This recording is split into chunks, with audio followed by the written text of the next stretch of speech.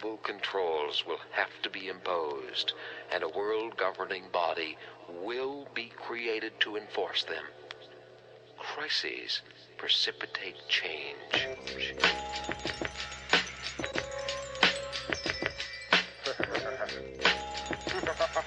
Secretly plotting your demise. I want to devise a virus. Hello everyone, Darko 2012 here with Global Government News, and I just want to say right off the bat, anybody that's been checking out the Cutting Edge radio show, either live on Shoutcast or on my Darko 2012 playlist under the Cutting Edge, if you checked out those that show either live or on YouTube, I just want to say thank you, I appreciate it, and to spread the word if you can, so that other people will check it out. The shows, just like my YouTube channel that I started, well, I've had a YouTube channel, but I never really started making videos until last November, and I've had a lot of success with doing this, and so I started this radio show with someone named Digital Addiction, who goes by the name of Delta, and it is called The Cutting Edge, and it's every Saturday night, and it is at 9 p.m.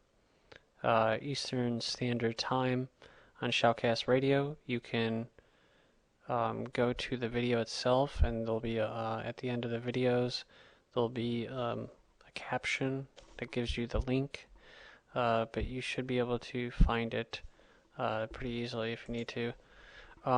Beyond that, otherwise you can just wait for the videos to come out. But that's about it. Here we go. This is called H1N1 protection added to the next season's flu shots. A CDC advisory panel recommends nearly everyone in the U.S. receive the new enhanced vaccine. So, just going off what I know about the H1N1 flu vaccine, pandemic vaccine, I don't trust it, I didn't take it, and I don't plan on taking it. I know that they had something going on in the Ukraine and Central Europe. They called it the black lung, which was kind of serious. It didn't spread, for the most part, to the United States, although there were cases that had similar symptoms towards the end of last year, 2009. So I wouldn't be surprised if that type mutated virus, along with the last year's strain of H1N1, along with what was put in the flu shots that all these stupid people took. If they did take it, they were stupid. But for the majority of the people, I gotta hand it to my fellow humans here and Americans and people on this planet. Kudos to you if you didn't take it. You did live. You didn't die, and there was a lot of people that didn't take it because they have a stockpile surplus of vaccines that are unused. And the first thing that they did with that, of course, is what? Because this is a eugenics operation, this is about population control, they sent it to third world nations. That's where they sent all those unused vaccines, from France, Germany, the US, and UK. I posted an article or a video on that and covered that. So, yeah, and then the other thing is, too, I just want to give a little bit of background because you can read this for yourself. It's not a huge article, so I'll be able to blast through it. But just one more thing about this little made in the lab,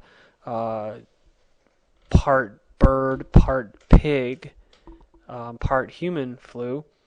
There has been scientists that said that everything points towards this thing being made in a lab, and the vaccines that they're offering with the squalene and the thimerosal, which is 50% mercury, along with Wolfgang, or whatever his name is, the health minister in Germany, and a politician who's said that the cells that were used, the embryos, or the eggs that they used to contain these things, were, to his knowledge, cancerous, from cancerous animal cells. So you're not just going to get sterilized, you're going to get possibly cancer, and you're going to have mercury, which eats holes in your brains. And this isn't to scare you, this is just hopefully to you to do your own research if you don't know about any of this, so that you can tell your family and your friends and even your doctors who are going to tell you to take the shot, oh, there's nothing to do wrong with it, and then you can ask them if they give their children a shot or they took the shot, and they'll say, well, no, I didn't, in fact. But yeah, biggest point I want to make here is that that they had these vaccines, a recall last year of H1N1 pandemic vaccines. They were the children's vaccines, and they said that they were, quote, not strong enough.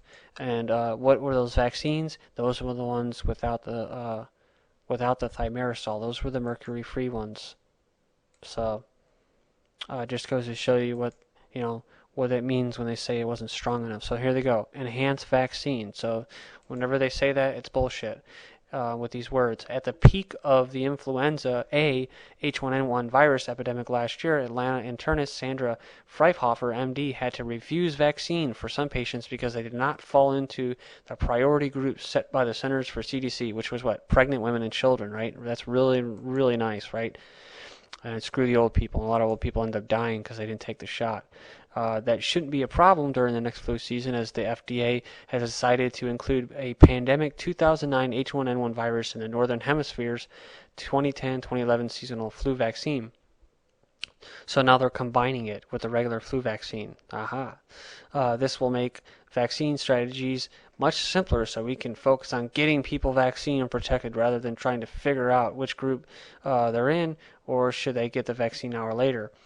Fryer said, the clinic associate professor of the medical medicine at Emory University School of Medicine and a member of the American Medical Association, blah, blah, blah. All the people that you should trust, right? You got to have trust in them, right? Because they're official.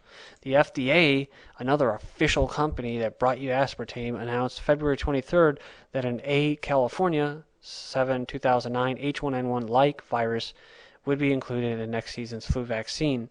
This is the same virus used in the 2009 H1N1 monovalent vaccine, which means it has a live virus in it. That's what that means. I looked it up. It means live. So yeah, they're helping to spread it, and they'll tell you that they're not, and that you can't get sick by it, but that's incubating in your body. So just that. That's according to Dr. Horowitz and that. Different people that I've heard.